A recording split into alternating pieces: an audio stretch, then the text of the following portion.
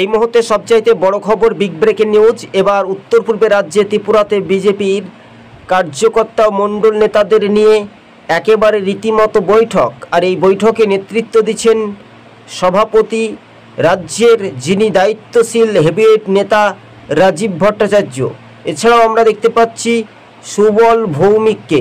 এছাড়াও আমরা দেখতে পাচ্ছি একাধিক মণ্ডল নেতাদের।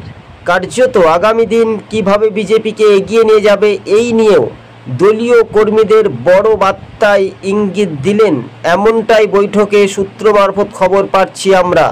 কেননা ত্রিপুরা রাজ্য রাজনীতিতেই নির্বাচন, ভোট আসতেই অনেকটাই দেরি বিধানসভা। তার আগেই কিন্তু আমরা 2026 অথবা 2025 এডিসি ভিলেজ নির্বাচনে বিজেপির দাপট কি সেই মহাজোটের দেখা যেতে পারে, এমনটাই সূত্র মারফত খবর। 24TV2 ইউটিউব চ্যানেলটি ভালো লাগলে সাবস্ক্রাইব করে সঙ্গে থাকবেন। একদিকে কংগ্রেস ও বিজেপির লড়াই তুঙ্গে, উত্তর পূর্বের রাজ্যে ত্রিপুরায় কি এডিসি দখলের লড়াই।